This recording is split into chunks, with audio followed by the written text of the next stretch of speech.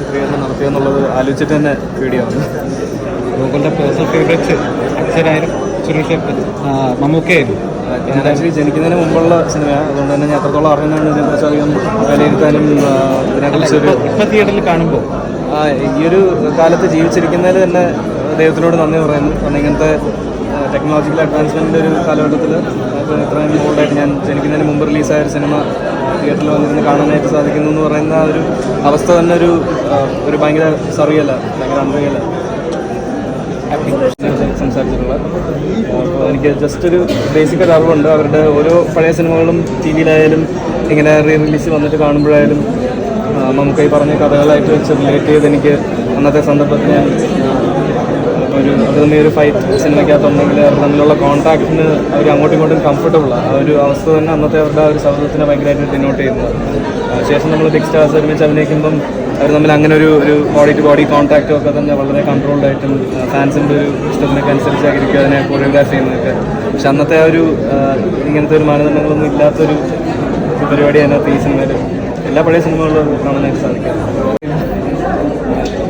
ഞാൻ വേറെ പരിപാടിയായിട്ട് തനിയായിട്ട് നടക്കുക, അച്ഛൻ്റെ പരിപാടിയായിട്ട് പോകാറുണ്ട്. അധികം ഇതിനെപ്പറ്റി ഞാനും അച്ഛനും വരുമെന്നാണ് വിചാരിച്ചത്, പക്ഷേ അച്ഛനും വരാൻ സാധിച്ചില്ല, ഡൽഹിയിലാണ്. അച്ഛനും കാണാൻ ആഗ്രഹം ഉണ്ടാവും ഡെഫിനറ്റ്ലി. അച്ഛനും വന്ന്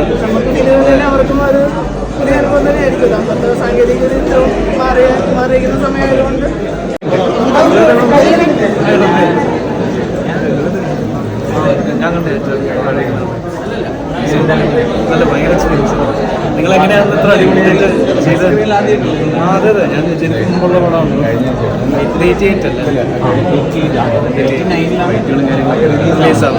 അല്ല, അച്ഛനും കല്യാണം കഴിച്ചതേ ഉള്ളൂ. എൻ്റെ ചേച്ചി പിന്നെ 93 അടിപൊളി റീമാസ്റ്റർ ഭയങ്കര എഫേർട്ട്ലെസ് ആയിട്ട് അവരുടെ എഫേർട്ട് ഭയങ്കര എഫേർട്ട്ലെസ് ആയിട്ടിരിക്കുന്നു. വിശ്വസിക്കാൻ പറ്റുന്നില്ല. എന്തായാലും സോയാവർഷം നായകൻ ഇവിടെ ഉണ്ട്.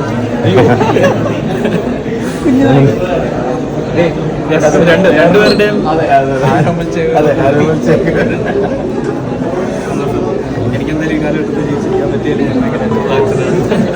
ഒരു സന്തോഷം. ഇത് നമുക്ക് സ്ക്രീനിൽ കിട്ടി എന്നുള്ളത് ഭയങ്കര സന്തോഷം. അച്ഛൻ്റെ ചെറുപ്പം ചെയ്യാൻ പറ്റി എന്നുള്ളത് എൻ്റെയും ഒരു ഭാഗ്യം.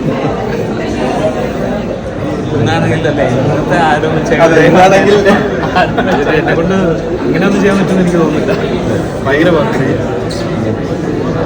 നിങ്ങളായാലും തമ്മിൽ അങ്ങോട്ടും ഇങ്ങോട്ടും പിടിക്കുന്നുണ്ടോ? അത്രയും ചെറുപ്പത്തിൽ സ്റ്റിൽ ഇന്നത്തെ കിഡ്സിന് എനിക്ക് തോന്നുന്നില്ല ഇതുപോലെ ഭയങ്കര മെറ്റിക്കുലസ് ആയിട്ട് ഈ വെപ്പൺസൊക്കെ ഹാൻഡിൽ ചെയ്യാനായിട്ട് ഉണ്ടായിരുന്നു. കളരിയുടെ ട്രെയിനിങ് ആണെങ്കിലും ഹരിഹരൻ സാറിന്റെ ഡയറക്ഷൻ ആണെങ്കിലും രണ്ടും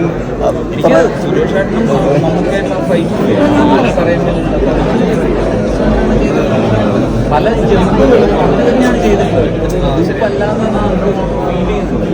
ചില സാധനങ്ങൾ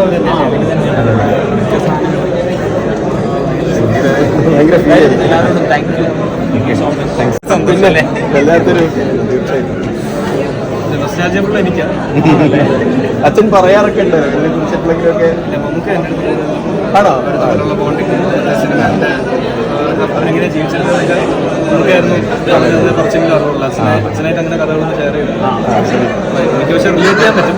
സിനിമയിൽ തമ്മിൽ ഇവർ സംസാരിക്കുമ്പോഴും അങ്ങോട്ടും ഇങ്ങോട്ടും ഫൈറ്റ് ചെയ്യുമ്പോഴായാലും ആ ബോഡി കോൺടാക്ട് അങ്ങോട്ടും ഇങ്ങോട്ടും വരുന്നതിലും അവർ കംഫർട്ടബിൾ ആണ്. അതുണ്ടെന്ന് നമുക്ക് മനസ്സിലാവും. പിന്നെ വെച്ചിട്ട് ഇത് എത്ര ലെങ്തി ഫൈറ്റാണ് ഒന്നല്ലല്ലോ ഇങ്ങനെ സ്റ്റേജ്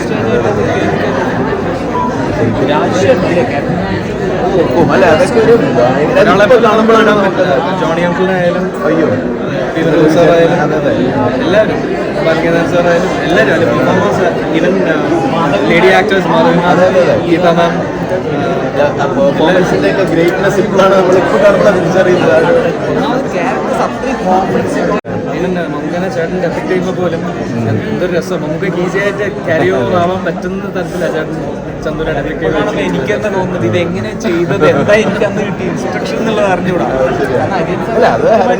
അതുകൊണ്ടാണ് അതെ സാർ അത് ചൈൽഡ് ടു ഡു ദിസ് അടിപൊളി ബ്ലെസ്സിംഗ് ആണ് നമുക്ക് അങ്ങനെ പറ്റിയെന്നുള്ളത്. വീണ്ടും ഈ സമയത്ത് നമുക്ക് കാണാൻ പറ്റുന്നത് എന്തായാലും എല്ലാവരും സിനിമ ഒരു ഗ്രേറ്റ് എക്സ്പീരിയൻസ് ആണ്. Thank U.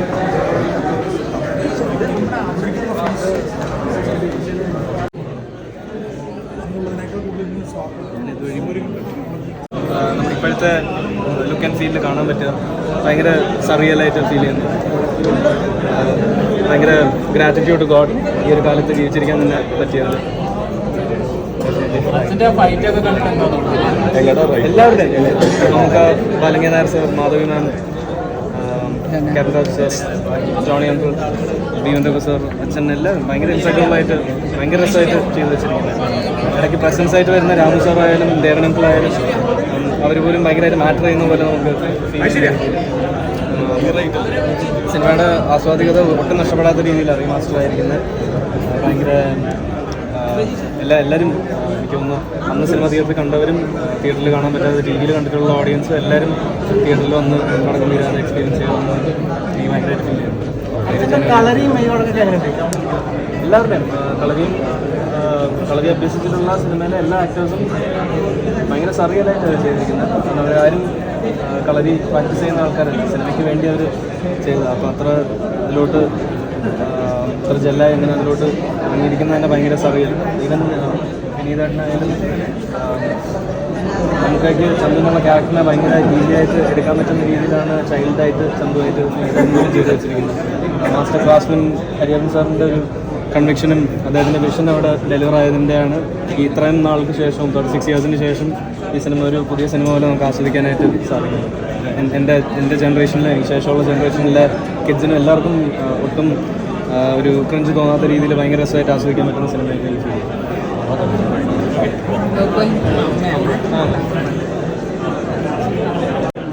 അനിയത്തിയും ബ്രദറിലോ അതെ അതെ ട്രിവാൻഡ്രത്തുനിന്ന് കാണുന്നത്. വിളിച്ചോണ്ടിരിക്കണ്ടേ എവിടെയെങ്കിലും ഒന്ന് കാണിക്കണമെന്നുണ്ട്. എനിക്ക് റീമാസ്റ്റർ ഇറങ്ങിയാൽ സിനിമകളിൽ ഭയങ്കര ഇഷ്ടപ്പെട്ട വർക്കായിരുന്നു. റീമാസ്റ്ററിങ് ആയാലും ഭയങ്കര രസമുണ്ട്, ഭയങ്കര ഒറിജിനലായിട്ടുണ്ട്. അത് ഈ കാലത്ത് ഇറക്കുന്നത് കൊണ്ട് അതിനെ അങ്ങനെ ആക്കിയിട്ടുമില്ല. പക്ഷെ ആ റിയൽ സാധനം ഭയങ്കരമായിട്ട് നല്ല ഭംഗിയുണ്ട്. Thank you so much. ഞങ്ങൾക്കിത് ഈ സിനിമ തിരിച്ചാക്കി തന്നതിൽ അച്ഛനെ പറയുന്നു. Thank U.